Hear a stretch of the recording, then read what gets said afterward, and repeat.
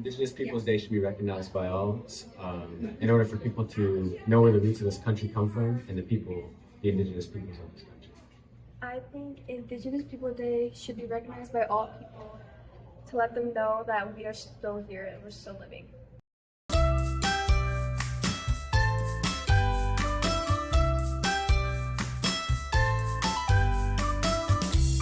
Indigenous Peoples Day, to me, kind of represents who we are as a people. Kind of, like starting and inviting people in and creating the country that is today.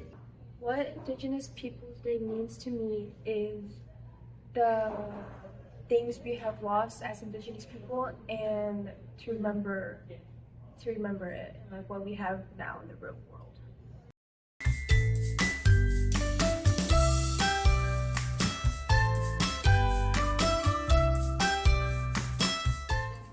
The Constitution, or the original Articles of Confederation, were drafted by the Haudenosaunee Confederacy.